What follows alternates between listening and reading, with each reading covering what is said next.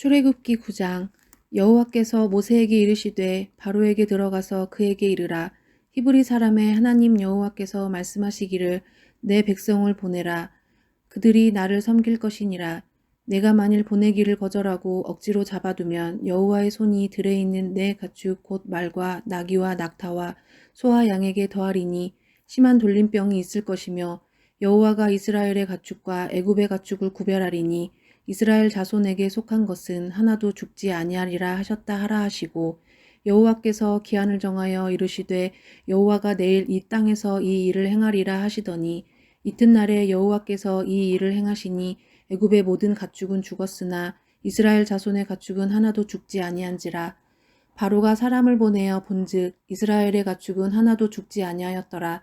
그러나 바로의 마음이 완강하여 백성을 보내지 아니하니라.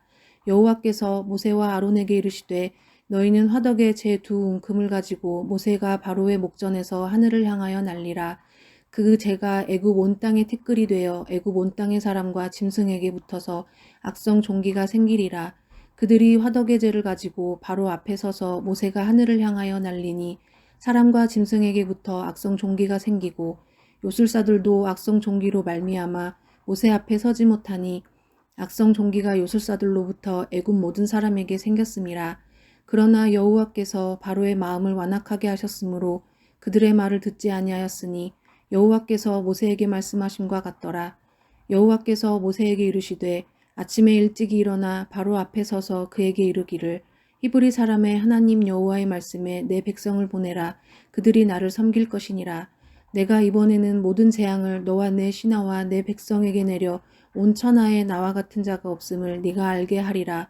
내가 손을 펴서 돌림병으로 너와 내 백성을 쳤더라면 내가 세상에서 끊어졌을 것이나 내가 너를 세웠음은 나의 능력을 내게 보이고 내 이름이 온 천하에 전파되게 하려 하셨음이니라. 내가 여전히 내 백성 앞에 교만하여 그들을 보내지 아니하느냐. 내일 이맘때면 내가 무거운 우박을 내리리니 애굽 나라가 세워진 그날부터 지금까지 그와 같은 일이 없었더라. 이제 사람을 보내어 내 가축과 내 들에 있는 것을 다 모으라. 사람이나 짐승이나 무릇 들에 있어서 집에 돌아오지 않는 것들에게는 우박이 그 위에 내리리니 그것들이 죽으리라 하셨다 하라 하시니라. 바로의 신하 중에 여호와의 말씀을 두려워하는 자들은 그 종들과 가축을 집으로 피하여 들였으나 여호와의 말씀을 마음에 두지 아니하는 사람은 그의 종들과 가축을 들에 그대로 두었더라. 여호와께서 모세에게 이르시되 너는 하늘을 향하여 손을 들어 애굽 전국의 우박이 애굽 땅의 사람과 짐승과 밭의 모든 채소에 내리게 하라. 모세가 하늘을 향하여 지팡이를 들매 여호와께서 우레소리와 우박을 보내시고 불을 내려 땅에 달리게 하시니라. 여호와께서 우박을 애굽 땅에 내리심에 우박이 내림과 불덩이가 우박에 섞여 내림이 심히 맹렬하니 나라가 생긴 그때로부터 애굽 온 땅에는 그와 같은 일이 없었더라. 우박이 애굽 온 땅에서 사람과 짐승을 막론하고 밭에 있는 모든 것을 쳤으며 우박이 또 밭의 모든 채소를 치고 들의 모든 나무를 꺾었으되 이스라엘 자손들이 있는 그곳 고센 땅에는 우박이 없었더라. 바로가 사람을 보내어 모세와 아론을 불러 그들에게 이르되 이번은 내가 범죄하였노라. 여호와는 의로우시고 나와 나의 백성은 악하도다. 여호와께 구하여 이 우레소리와 우박을 그만 그치게 하라. 내가 너희를 보내리니 너희가 다시는 머물지 아니하리라. 모세가 그에게 이르되 내가 성에서 나가서 곧 내 손을 여호와를 향하여 펴리니 그리하면 우레소리가 그치고 우박이 다시 있지 아니할지라. 세상이 여호와께 속한 줄을 왕이 알리이다. 그러나 왕과 왕의 신하들이 여호와 하나님을 아직도 두려워하지 아니할 줄을 내가 아나이다. 그때 보리는 이삭이 나왔고 삼은 꽃이 피었으므로 삼과 보리가 상하였으나 그러나 밀과 쌀보리는 자라지 아니한 고로 상하지 아니하였더라. 모세가 바로를 떠나 성에서 나가 여호와를 향하여 손을 펴매 우레소리와 우박이 그치고 비가 땅에 내리지 아니하니라. 바로가 비와 우박과 우레소리가 그친 것을 보고 다시 범죄하여 마음을 완악하게 하니 그와 그의 신하가 꼭 같더라. 바로의 마음이 완악하여 이스라엘 자손을 내보내지 아니하였으니 여호와께서 모세에게 말씀하심과 같더라. 아멘.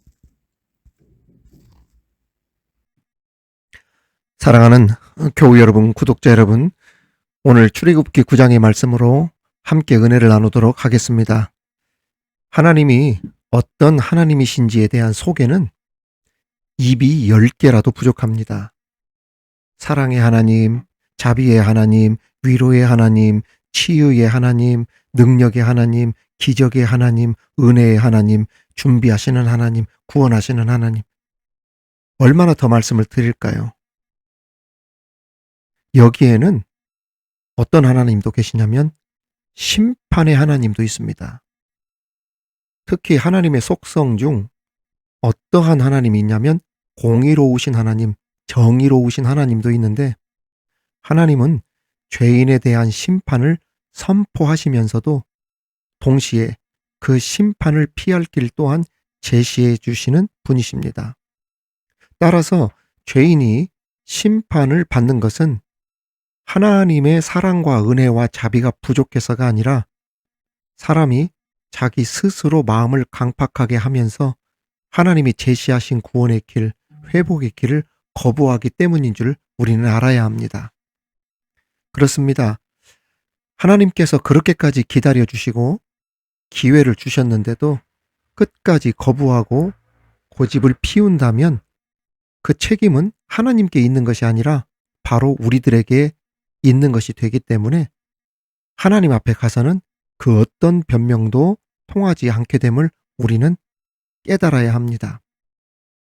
그러므로 하나님께서 길을 열어주실 때, 그리고 기회를 주실 때 하나님께 불퉁거리며 대들거나 불순종하지 말고, 또한 하나님께서 세우신 주의 종에 대해서 대적하거나 매사를 부딪히거나 하지 말고 아멘하고 가르칠 때 순종하고 회개하여 예수님을 잘 믿음으로 복된 삶을 누리며 살아가기를 주님의 이름으로 축원합니다.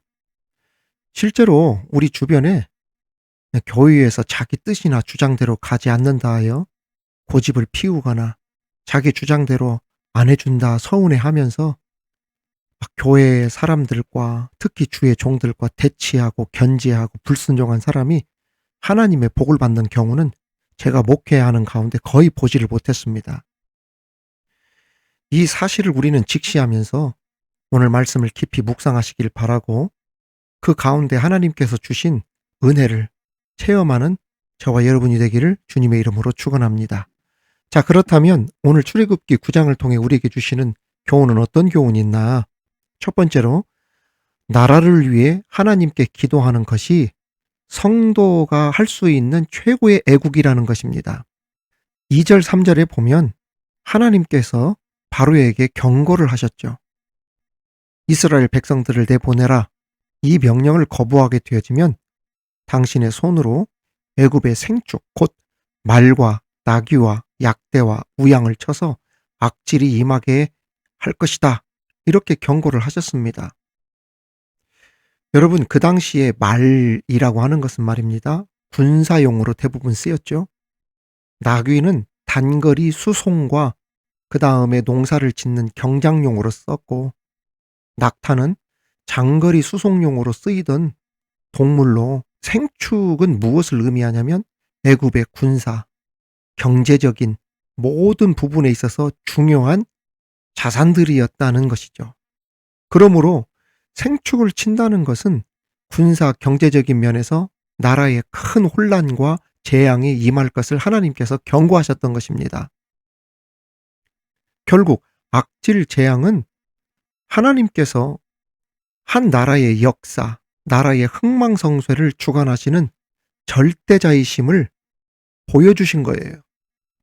세상의 권세자들이 아무리 나라를 잘 다스리고 부강하게 만들려고 해도 하나님께서 허락하지 아니하시면 망할 수밖에 없다는 것을 이 악질 재앙을 통해 우리에게 가르쳐 준 겁니다.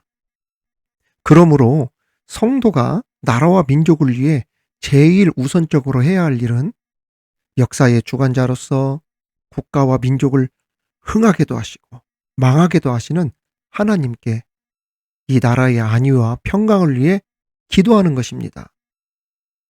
세상 사람들의 눈에는 가만히 앉아서 기도하는 것이 가치 없는 일, 헛된 일처럼 보이겠지만 세상 모든 나라를 다스리시는 하나님께 이 나라와 민족을 위해 기도하는 것처럼 중요하고 시급한 일은 없다는 것이죠. 굉장히 가치 있고 매우 중대한 일이 바로 이 기도라는 것입니다. 특별히 하나님께서는 성도들이 하는 기도를 외면하시지 않고 들어주시기 때문에 우리가 이 나라의 평강과 안위를 위해 기도한다고 하는 것은 이 나라의 평화와 안정된 번영을 누리게 하는 아주 중요한 덕목이 된다는 거예요. 이러한 의미에서 한 나라의 운명은 정치가들이나 경제가 법률가들과 같은 세상 권세자들의 손에 달린 것이 아니라 성도들에게 달려있다 해도 과언이 아니라는 말입니다. 우리는 이 사실을 기억하여 언제나 나라와 민족을 위해 기도하기를 쉬지 말아야 하겠습니다. 여러분, 다시 한번 강조합니다. 성도들의 나라를 위한 기도는 어떤 애국보다 더 제일 앞서는 애국임을 잊지 마시기를 주님의 이름으로 축원합니다. 제가 요즘 이 과도기적인 정국을 보면서 그나마 이제 곧 정상적인 궤도를 이 나라가 회복하겠구나라고 하는 안도감이 있습니다. 그럼에도 지난 3년간 이념이네 뭐네 이것을 떠나서 제가 가장 우려스러웠던 것 중에 하나가 뭐였냐면 한 나라의 지도자와 아내가 무속에 빠져서 막 굿하고 그런데 돈 쓰고 그런데 찾아다니면서 손바닥에 왕자 새겨놓고 바지 거꾸로 입고 출근하고 근데 그런 걸 보면서 이 나라의 앞으로의 장래가 참 어둡겠구나라고 하는 것들을 저는 이미 짐작하고 있었거든요. 이제 새로운 정상적인 궤도를 회복하는 나라가 되어지면 말입니다. 그동안 해왔던 모든 일들에 대한 판단과 책임들은 언젠간 묻는 시간이 찾아오겠지만 아무튼 성도들은 이 나라를 위해 하나님께 기도하면서 정말 바르고 옳은 나라가 어떻게 가야 되는가 그 판단과 분별을 잘 할 수 있도록 하나님께 지혜를 구하는 그러한 우리 교회, 그러한 성도들이 되어야 될 줄 믿습니다. 저는 다시 한번 말씀드립니다. 성도의 제일 되는 것은 하나님께 기도하는 것. 이것처럼 큰 애국은 없다. 우리 이 나라와 민족을 위해 또 새로운 정부가 어떻게 세워질지는 모르지만 그 지도자를 통하여서 이념 모든 것들을 다 떠나서 통합되어지고 하나가 되어지는 나라, 튼튼한 그러한 나라로 다시 회복되어질 수 있도록 기도하는 저와 여러분이 되기를 주님의 이름으로 축원합니다. 두 번째 우리에게 주시는 교훈은 하나님은 심판하시는 순간까지도 자비를 베풀어 주시는 은혜와 사랑이 넘치는 분이라는 겁니다. 5절에 보면 여호와께서 기한을 정하여 이르시되 여호와가 내일 이 땅에서 이 일을 행하리라 하시더니 라고 되어 있습니다. 여기서 우리가 주목할 사실은 하나님께서 언제 내일이라고 tomorrow라고 하는 이 기한을 정해주셨다는 사실입니다. 즉 하나님께서 재앙을 내리시기로 결정하시고 곧바로 재앙을 실행하신 것이 아니라 바로야 너 오늘 가서 내가 한 명령에 대해서 깊이 한번 묵상해봐라. 그리고 내가 말한 것에 대해서 돌이켜라. 회개하라. 그래서 하나님의 명령에 순종할 수 있도록 해라. 내가 그 기회를 주마. 그 기회가 하루다. 하루라고 하는 기회를 주셨다는 겁니다. 이처럼 하나님께서는 악인을 심판하시는 순간까지도 무엇을 베풀어 주시냐면 자비를 베풀어 주시는 은혜와 사랑이 넘치는 분이라는 겁니다. 하나님께서는 결코 악한 자를 심판하시고 벌을 내리신다 하더라도 어떻게 하면 그 악인을 회개하고 돌이켜 살려낼까? 회개할 수 있는 그 기회를 끝까지 줄 수만 있다면 주시는 은혜로운 분이라는 것을 우리는 알아야 됩니다. 다시 말해 하나님은 악인을 심판의 칼로 쳐서 죽이는 것을 즐기시는 분이 아니라는 말입니다. 오히려 하나님께서는 악인이 돌이켜서 의를 행함으로 심판을 면하시기를 원하시는 너그럽고 자비로우신 분이라는 것을 여러분들 믿으시기 바랍니다. 그래서 노아 시대에도 홍수로 세상을 심판하시기에 앞서 120년 동안이나 사람들에게 무슨 기회를 주셨습니까? 회개의 기회를 주셨어요. 돌아오도록 했어요. 또 노아의 모든 가족들이 심지어 방주로 들어간 이후에도 7일 동안이나 추가로 더 기회를 주셨다는 것을 여러분 아시기 바랍니다. 여기서 7일이라고 하는 것은 단순한 7일이 아니죠. 완전수잖아요. 어떻게 하면 한 명이라도 더 건져낼까? 끝까지 기다릴 수 있는 최고의 수준의 단계까지 하나님께서 기다려 주셨다는 이야기입니다. 여러분, 이뿐입니까?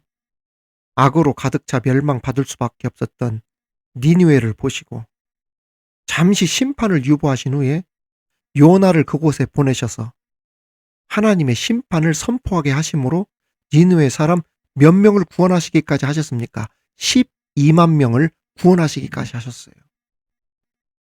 이에 얼마나 자비롭고 은혜로우시며 사랑이 있는 분이십니까? 심지어 멸망받아 죄로 인해 죽었던 우리들, 소망 없는 우리들을 위해서 아담의 범죄 이후부터 지금까지 심판을 지금까지 유보하고 미루셨어요. 하나님께서. 어떻게든 한 영혼이라도 돌아오게 하기 위해서 말입니다.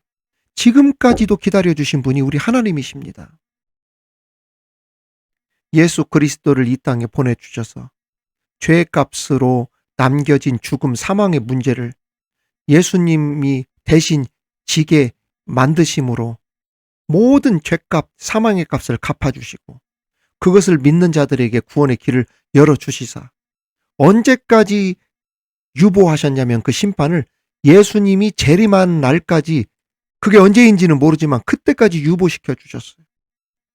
그래서 한 영혼이라도 오늘 회개하고 돌아오시기를 기다리고 계신 분이 바로 우리 하나님, 자비롭고 은혜로우신 사랑이 많으신 하나님이시라는 말입니다.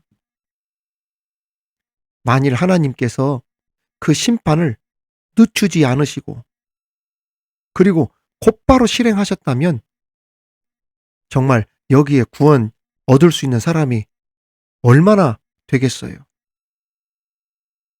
지금도 세상에 죽어가는 수많은 영혼들이 있는데 그 많은 영혼들을 어떻게 구원해낼 수가 있었겠습니까?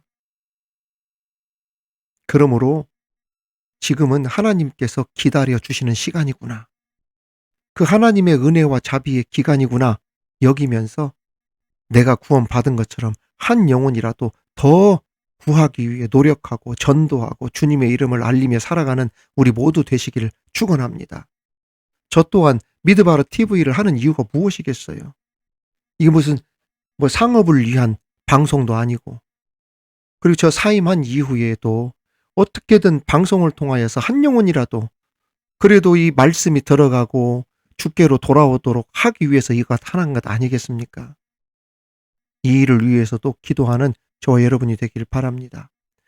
마지막으로 우리에게 주시는 교훈은 진실된 회개에는 실천이 동반되어야 한다는 겁니다. 27절에서 바로는 모세와 아론 앞에서 분명한 말로 이렇게 인정했습니다. 내가 범죄했다고. 자신과 자신의 백성이 악하다고. 직접 시인했습니다. 자, 27절 말씀 보겠습니다. 바로가 사람을 보내어 모세와 아론을 불러 그들에게 이르되 이번은 내가 범죄하였노라. 여호와는 의로우시고 나와 나의 백성은 악하도다. 그러면서 28절 이어서 뭐라고 나왔냐면 이제 내가 너희들을 보내겠다. 이제 그만 우레소리와 우박을 그치게 해달라고 하나님께 구하라. 이렇게까지 이야기를 했죠. 바로의 모습을 외형적으로만 보면 분명 회개한 사람의 모습처럼 보입니다. 그러나 바로와 그의 신하들은 여호와 하나님을 두려워하는 마음이 없었죠. 참회하는 모습도 없었습니다. 다만 입으로만 나의 죄를 인정합니다라고 하면서 실제로는 백성을 내보내지 않았어요. 이전과 변한 것이 하나도 없었다는 말입니다. 그렇습니다.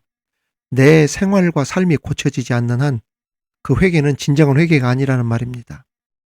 진정한 회개는 말로만 하는 것이 아니라 삶으로 하는 것이기 때문입니다.